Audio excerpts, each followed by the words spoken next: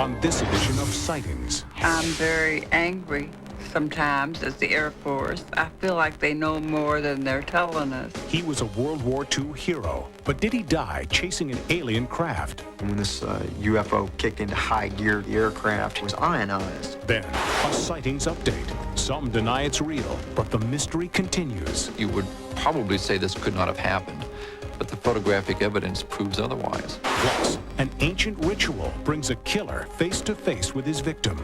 The room became very cold, and he became very frightened.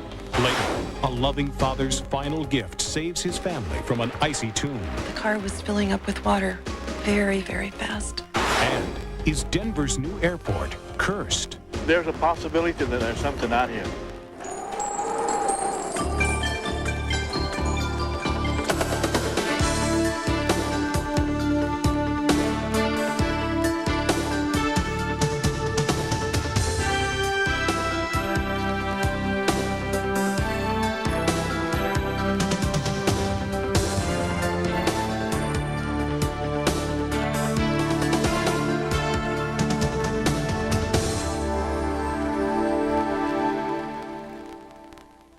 Welcome to Sightings. I'm Tim White. January 7th, 1948, 5 months after the mysterious crash near Roswell, New Mexico, a National Guard pilot on a routine training mission radioed in with a strange message. The pilot, a decorated World War II ace with over 2,800 hours of flight time, told the tower that he was in pursuit of a glowing object he could not identify. Moments later, the pilot, Thomas Mantell, was dead. In 1948, 3 separate UFO sightings that have come to be known as the classics sparked the modern UFO investigation movement. In response to public demand for answers, the U.S. government established Project Sign. Its stated purpose was to scientifically investigate UFO sightings, and among its first commissions was one of the 3 classic cases, the mysterious death of pilot Thomas Mantell. Was the World War II flying ace the world's first UFO fatality? Tommy was my big brother. He was 3 years older than I. And sort of awesome to me, of course. I remember Tommy mostly interested in airplanes. He made model airplanes and he had them hanging all over his bed.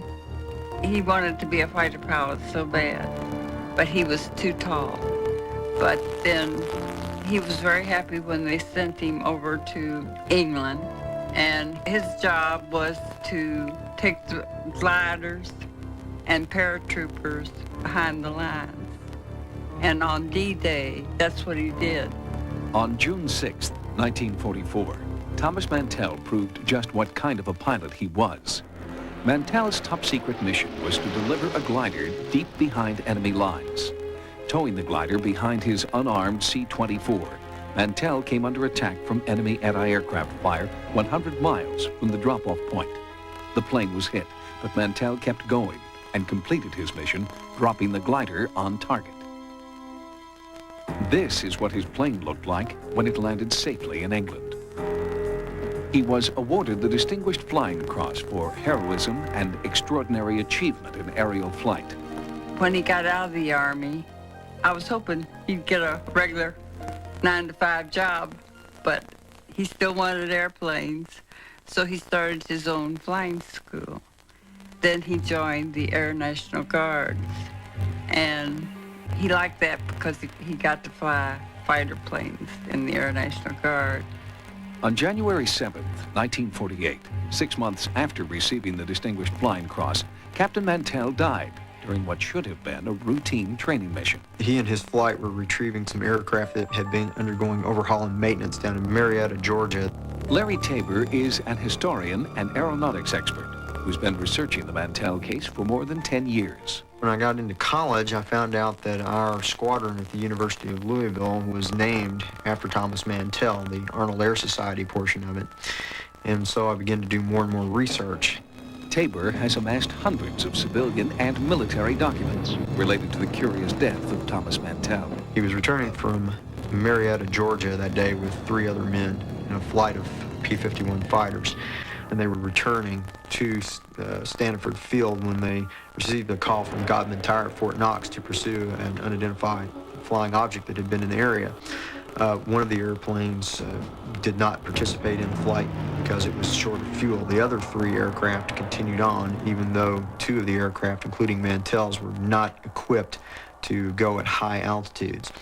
They did see some type of flying object. They chased it for a certain amount of time there in the early afternoon, and they got to about 25,000 feet, and at that point, Mantell's wingman turned back to escort the less experienced pilot down. I, of course, find that strange, since it's the job of a wingman to stay with his flight leader at all times.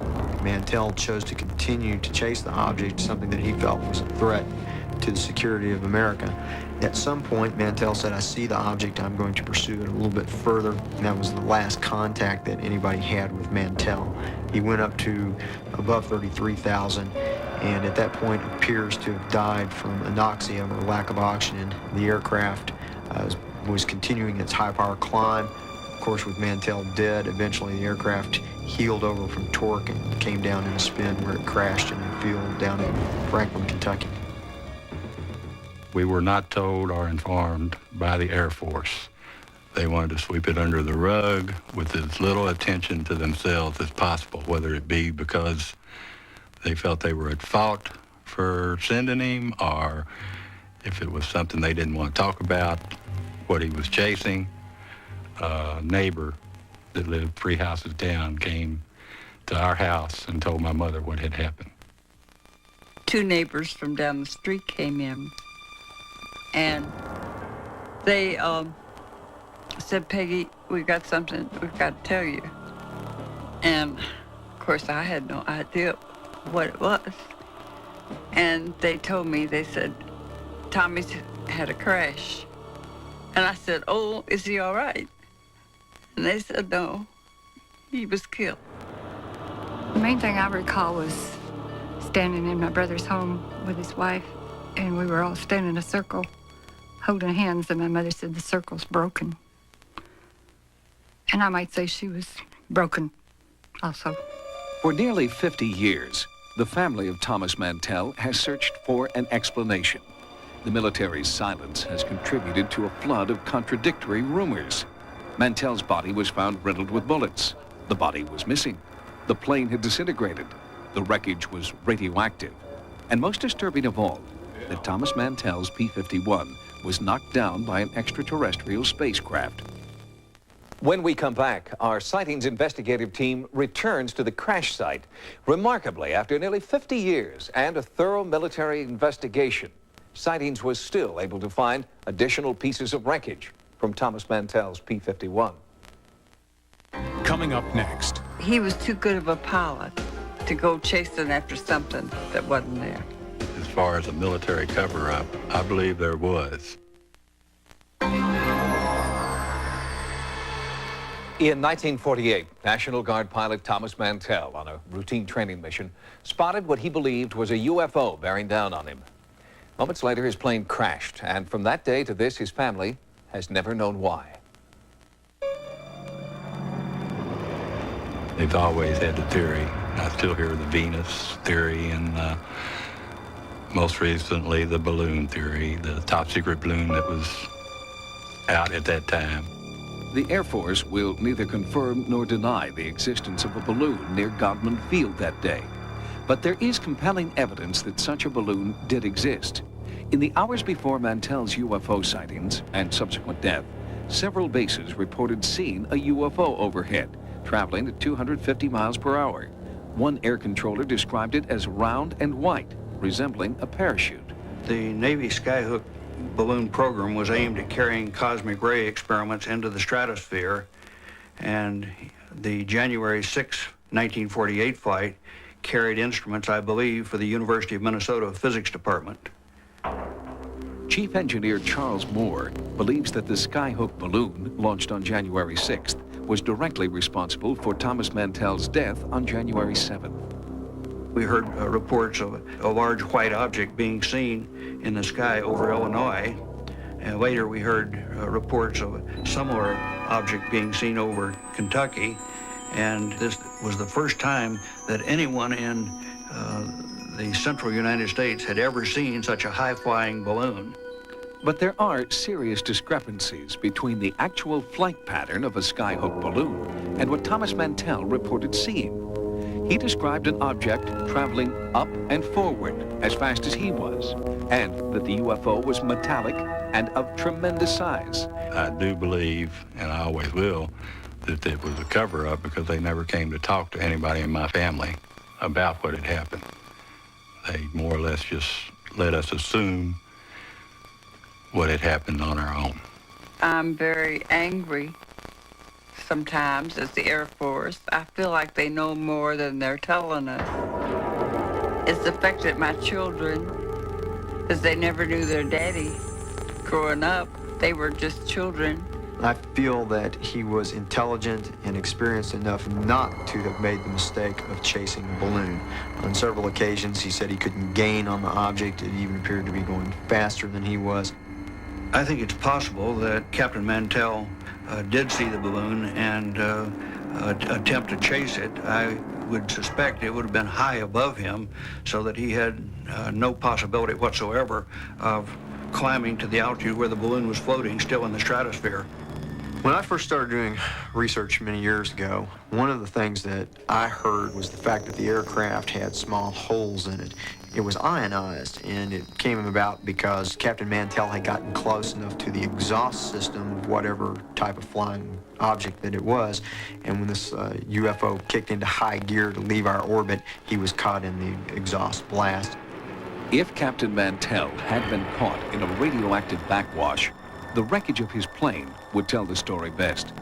Sightings sent an investigative team to the crash site in Franklin, Kentucky, with the hope that clues to the Mantell mystery might still litter this field. It was the first time the family had been to the crash site. At the time of the accident, we were not able to come here. They threw security all in the whole area. Glenn and Anna Margaret Mays were two of the first people on the scene. I mean, it was like pandemonium, you know, how people just congregating, and it was, you know, the road was full of cars and people were coming. Mm-hmm. How long did they keep the area blocked off for? Good while, didn't they, Glenn? Pretty good while. I don't know exactly how long. On 2 or 3 days, they brought a truck and a dozer down here from Fort Knox and loaded what was left of the plane on a truck and took a dozer and buried, you know, That's what we heard. We just heard that information Filled the today. Yeah, we heard that. After 46 years, Glenn Mays thought he remembered the location where the military had buried wreckage from Mantell's plane. After so many years, our team had few expectations, but the family had high hopes. Right up in that bunch of weeds right in there. It's pretty close. Right up in there where them weeds are. Well, I'm getting some radiation spikes. There were pockets of high radiation in the field, but when our team began to dig, there were no signs of metal debris. I sent him back to fetch a picture he has showing where the aircraft crashed. If that can give us perhaps a better determination of how far it is from the barn and if the military's records are accurate or not. Our sightings camera crew matched the angle and the depth of field shown in this old newspaper clipping. It may not have been the most technically sophisticated method the team tried, but it worked.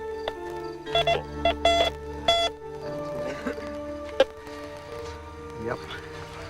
Aircraft. It's green, isn't it? Yeah, it's chromate green. That's the interior of the aircraft. That's one of the spars. There you go. It's not necessarily all over. It's just like on sections. That's interesting. See? Here it'll spike, but up here it goes back to normal.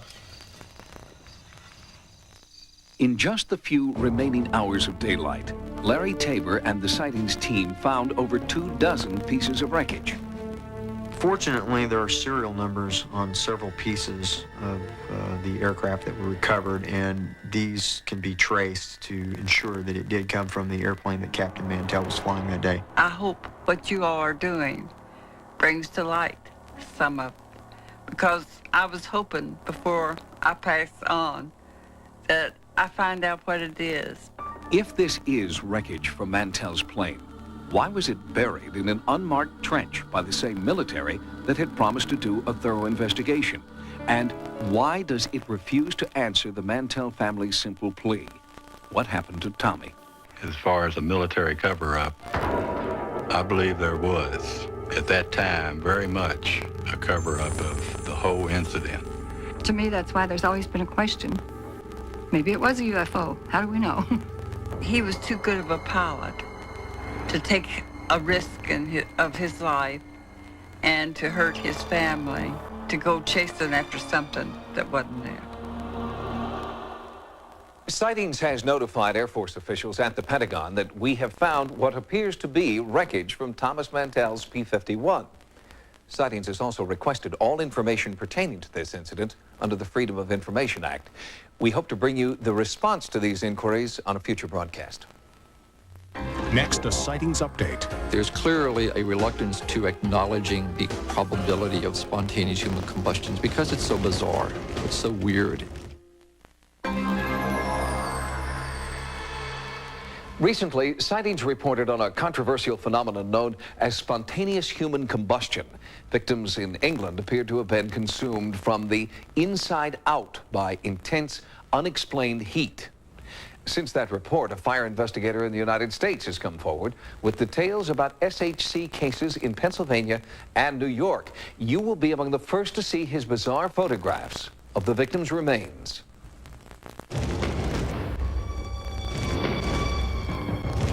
If the photographs themselves didn't exist, you would probably say this could not have happened.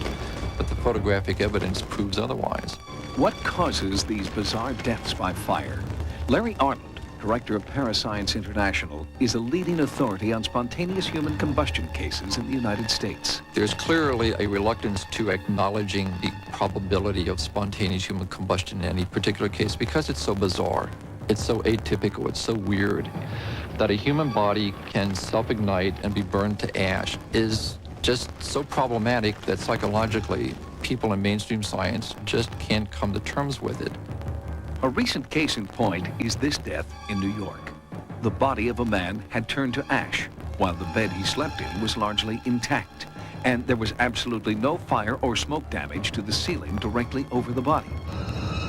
People thought I was crazy when I said SHC, spontaneous human combustion. Robert Purdy, now retired, was coordinator of emergency services for Essex County, New York, when he was called in to investigate the scene of the unexplained death. What other logical explanation is there if you know anything about fire at all? If you know that a building burns at 1,500 degrees, if you know you're cremated at 2,300 degrees, and when you're cremated, you have bone particle. There was 2 pieces of bone. The rest was powder. That's spontaneous human combustion in my estimation, or somebody's got to tell me what else did it, and I don't know of anything else. Fire investigators in Pennsylvania were equally shocked by a similar case of suspected SHC. Henry Lott was the local fire chief at the time of the incident. The proof of something is in the actually seeing it yourself and being involved in something like this. And this case is a mystery, and I don't think there's anyone who would ever be able to put a label on it one way or the other.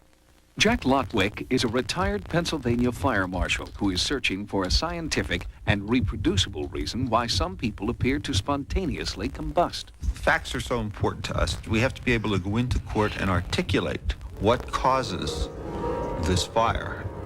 When you get into this realm here, of spontaneous human combustion, it's all guesswork, and nobody's ever successfully explained where all of this intense heat could come from generated within the human body. The most widely accepted, but still unproved theory about the cause of spontaneous human combustion involves a process known as the candle effect. Researchers believe that fat cells have the potential to fuel an internal human fire that consumes the body from the inside out. But every attempt to duplicate the candle effect under laboratory conditions has failed. No one knows what causes SHC. And nobody's required to know everything. And I don't know is a good answer sometimes. If you didn't see it yourself as I saw it, you can't explain it. If I hadn't seen this and you told me it happened, I told you you were crazy. I really would. Testing to uncover the true nature of spontaneous human combustion is ongoing. Pathologists and fire experts realize that until they can prove the candle effect under controlled laboratory conditions, spontaneous human combustion will remain a mystery. Coming up, a loving father's final gift saves his family. The only way that his family was going to make it was if he could be there. Then, an ancient ritual conjures the ghost of a murder victim. And is Denver's new airport cursed? We've all heard stories about people who suddenly develop superhuman powers during a moment of great tragedy. The mother who picks up a car to save her child, for example. But where does the power come from? Is it just adrenaline, or could it spring from a more supernatural source? One woman who saved the lives of her children after a terrible accident believes the power came from her dead husband. Life was good for John and Patty Eggleston and their two boys, Chris and John Jr. But just days after this picture was taken, John was dead. It happened in a split second on the way home from a family ski vacation in Washington State. Within 5 minutes of leaving the ski area, we hit some black ice, and the car went out of control. We hit one railing, and then we skidded out of control, and then hit another, and then after a few times, we went over the railing. While we were airborne, it seemed like it took forever. I had enough time to be really, really afraid. Their car had skidded, flipped over the bridge's guardrail, and plunged 80 feet into the icy Skykomish River. When we hit the water, I had a momentary sense of relief until I realized that the car was filling up with water very, very fast. After the impact, Patty couldn't move. Her feet were trapped by the car's motor. I finally was able to pull my feet out, and I laid down on the seat, and I put my feet up to the window and kicked it. With a power she would later describe as otherworldly, Patty began to kick at the window. I kicked and kicked and kicked. I don't know how many times, but I know I had to kick a lot. I was at a loss. I didn't know what I could do next. The car was submerged. Hundreds of pounds of water pressure resisted Patty's feeble attempts to free her family from their metal coffin. Then, a strange sensation came over her. As I put my feet to the window, it seemed like I knew what to do, and I had this incredible feeling come through me that the best thing I can describe is I call it liquefied love. And then, the window shattered. I swam out of the car and came up gasping for air, holding onto the ski racks, and my 6-year-old son came bobbing to the surface, and I saw him floating down the river. So I grabbed him and somehow got the two of us up onto the roof of the car, and at that point there wasn't anything else I could do except to scream for help. From the roof of her car, Patty felt sure her husband was sitting on the bank of the river. I had this strong sense of him sitting up there on the rocks, and I knew he was okay, and I knew he was sitting there, and I was mad, thinking, John, why aren't you helping me get your kids out of this car? Stranded in the middle of a freezing river, enveloped by darkness, Patty frantically cried for help. Her son, Chris, was still in the car. The lights in the car made an eerie glow in the water. The water itself was just glowing in the darkness, and I could see Patty on top of the car. A man appeared out of nowhere and jumped in the water and swam out to the car, and he said, is anybody left in the car? And I was screaming, yes, my baby, because I knew my husband was okay. Dennis dove under the frigid water, and after several agonizing minutes, resurfaced with Chris. He rolled over his head out of the water, and water came out of his mouth. I knew he wasn't breathing at that point for sure. And my son was trapped in the car for 10 to 15 minutes when the man finally was able to pull him out of the car. And my eyes had adjusted enough that I could see my little 4-year-old was dead. Dennis brought Chris's lifeless body to shore and tried to revive him. Patty carried John Jr. to shore and collapsed. Dennis said, he's okay, he's breathing now. Chris was alive, but the struggle was not yet over. Dennis and Patty had to carry the children up an 80-foot cliff.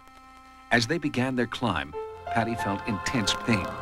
Doctors would later discover that her back was broken in 3 places. When Patty reached the road, she looked down to see where her husband was, but he was nowhere in sight. It turned out that my husband actually was still in the car. And I was so confused later on when I found that out, because I was so sure that he was up on those rocks watching the whole thing. An emergency team pulled John from the car and rushed him to the nearest hospital. But it was too late. The official cause of death was listed as drowning. The state trooper that investigated this accident said, "It is a miracle that the three of you are alive. You shouldn't be alive." It was months before Patty could bring herself to look at photographs taken at the crash site. But when she finally did, Patty had a revelation about why she and the boys had been spared. I could see right above the steering wheel there was a round fracture in the windshield. And the insurance adjuster said, somebody's head hit that windshield. And I said, oh my God, now I know. I know exactly when he died. And then everything made sense, because everybody was telling me, well, he died and he drowned and all of this. He didn't die in the hospital. His spirit departed his body when I put my feet to the window to kick the window out. Patty believes that her husband's spirit entered her body at that moment and gave her renewed strength. How else could a woman with a broken back manage to kick out a car window, carry her 50-pound child to shore, and then climb an 80-foot cliff? So I don't think it's much of a stretch to speculate that perhaps her husband died, and that some of the energy involved in his dying process aided Patty in kicking out the window. Patty agrees, and also believes that John has made his spirit known in other ways since his death. At the funeral, John appeared to his youngest son, Chris. Chris pointed up to the flowers and he said, Mom, look at those flowers. My daddy's in those flowers. Much later, Chris revealed another supernatural consequence of the accident while playing his electronic keyboard. He was playing with the synthesizer on it, and I was ignoring it, and then I was hearing this hauntingly beautiful music, and I thought, oh, that's really neat. And I said, what song was that? And he said, oh, that's the music I heard in heaven. It wasn't the first time Chris had described a place he called heaven. Chris said he flew there after the crash. The water started filling up in the car, and I started flying through this tunnel. It was a rainbow-colored tunnel. At the end of it, there were two gates. Went through a gate on the right, and then I saw these flowers. Chris was describing the classic visions associated with near-death experience. To understand what her son was going through, Patty met with Dr. Melvin Morse, who specializes in the study of near-death experience in children. Children have extremely simple near-death experiences. They're usually fragments of a powerful experience that they're groping to understand. Dr. Morse also studied the supposed instances of after-death communication between John Eggleston and his family. He has named the phenomenon parting visions. Chris is seeing his father's face in the flowers, fits all the criteria of a parting vision. It's vividly real, superimposed over ordinary reality. He got some sort of a message from it, which is easy to understand, and it was clearly a spiritual event. And Dr. Morse believes that Patty's vision of her husband, safely resting on the rocks, was another example of a parting vision. There were several occasions where I was very aware of my husband's presence after he died, and I was very upset by those. These experiences are real. Patty's experience is what set me to writing Parting Visions, because it was for the first time that I personally made the connection between near-death experiences and widow's visions, both of which are well documented in the medical literature, but had always previously been in separate categories. But Patty believes her husband left more than a parting vision when he died. She believes that John also left a parting energy to save his beloved family. He knew that the only way that his family was going to make it was if he could be there and help us. And I was badly injured. I couldn't have gotten those boys out of that car without the final gift. For Patty and her family, after-death communication with John has not been a frightening experience. They feel it has given them a sense of closure and that they now know he is in a safe place. Next, a sacred ritual forces a murderer to confess. He confessed to Frank Malloy's spirit, and that was the single most significant thing about that seance. In 1984, a drug smuggler named Bruce Dumaine was tried and convicted for the murder of his friend, Frank Malloy. The case attracted worldwide media attention. The press flocked to the trial, not because of the heinous nature of the crime or the celebrity of the victim. They came because this was the first time psychic evidence had been upheld in a court of law. It fell to prosecutors in Tucson, Arizona, to bring a murderer to justice. Frank Malloy had been gunned down in cold blood. The case was cut and dry in many respects. A drug deal, a gun, a dead man. But the case had one strange twist. The prosecution's star witness was the ghost of Frank Malloy. Frank Malloy was an insurance agent here in Tucson.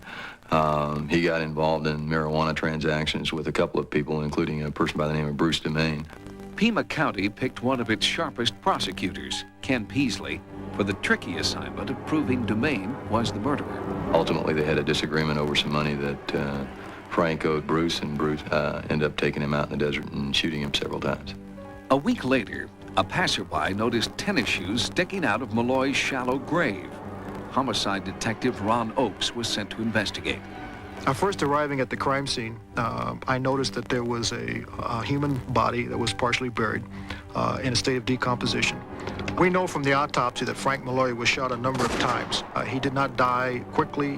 He was shot several times in order to stop him from his resisting. Detective Oakes suspected Bruce Dumaine from the start, but he needed proof. He found that proof when he interviewed psychic Tony Noble, an acquaintance of Dumaine's. Bruce found out from another friend of mine that I was into readings and I was into supernatural, and I could do clacking, which was pretty much unheard of by a lot of people. And he told me he was having a lot of nightmares and he wanted to get rid of them if I could help him. In various forms, clacking has been used worldwide for centuries. I do my clacking with stones, a white one and a black one. And they have to be hard stones because you clack with them in your hands like so. You take them, you go, umgara, umgara, umgara, umgara, umgara, umgara, umgara, and it keeps going and going and going until you feel it. Dumaine had come to Tony because he believed that he was being haunted. He hoped the clacking would summon the spirit so he could confront it.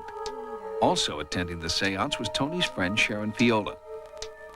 We were all sitting on the couch. I was in the middle. Sharon was on one side of me and Bruce was on the other side of me. And I started to do my clacking with my stones, and the room became very cold. And I told Bruce, I said, there's someone else here. And he said, well, who is it? And I said, who are you? And he said, my name is Frank Malloy. And I want to ask why I was murdered. For what reason? At this point in the seance, Dumaine made a startling confession. Bruce told me to tell Frank that he didn't mean to do it. It was just something that got out of hand. I felt at that point like a hand had grabbed a hold of my arm and held really tight. And Bruce told me that it was because when he was shooting Frank, he grabbed a hold of him on that arm and wouldn't let go. And after the death, they had to pry his fingers off his arm. And the next day I had marks right here, which was very frightening to me. These bizarre occurrences are not uncommon in seances where clacking is used, according to folklorist Patrick Polk. There's the idea of a vengeful spirit here. And quite often, certainly in folklore and in numerous world traditions, there's the idea that spirits of murdered individuals, people who died unnatural deaths, wander or can't go to heaven. They're not going to rest until the murder or the wrong has been righted. Polk believes that it is the sound of the clacking stones that facilitates communication with spirits. You have clacking, where you're making this monotonous sound, this clacking, that's putting you into a space where you communicate with the spirit. And chanting serves really the same purpose, and it's just another sensory means of making that connection, getting into that space where the living can communicate with the dead. When I first heard about the clacking session and the seance, I think that I was probably not quite sure what to make of it, and whether anybody else in the courtroom believed it or not. One person did, and he was the defendant, Bruce DeMay. He believed it happened. He talked to the spirit. He confessed to Frank Malloy's spirit, and that was the single most significant thing about that seance. I don't know why Bruce DeMay would have made these statements, but I suspect it had to do with a sense of guilt, because during the seance he also stated that he was remorseful about taking this person's life.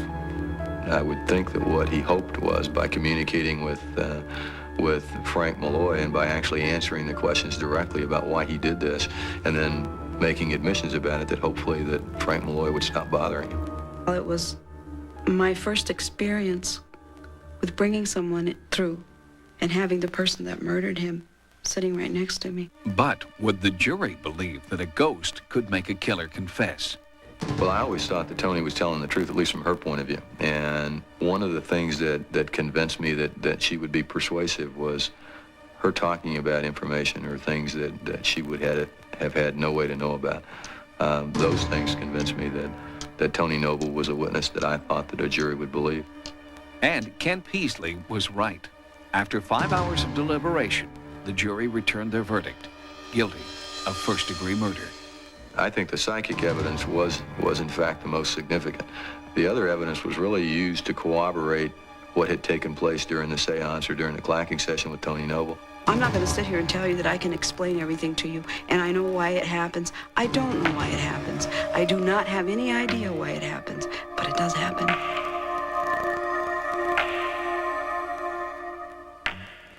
Bruce DeMay is currently serving a life sentence for the first-degree murder of Frank Malloy. He is incarcerated at the Arizona State Prison at Florence and will not be eligible for parole until the year 2009. Coming up, are ancient spirits stopping modern progress? My people used to say that any of the burial grounds was a place that you never went back to bother.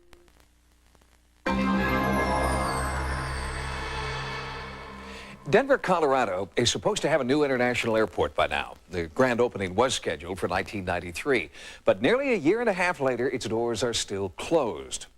Construction delays, systems malfunctions, well, that is part of it, but many Denverites believe the real reason that the new airport remains closed is bad karma. When state officials first announced plans to build Denver International Airport, they dazzled the city with a bold architectural vision. DIA would be America's largest airport, operated with state-of-the-art technology.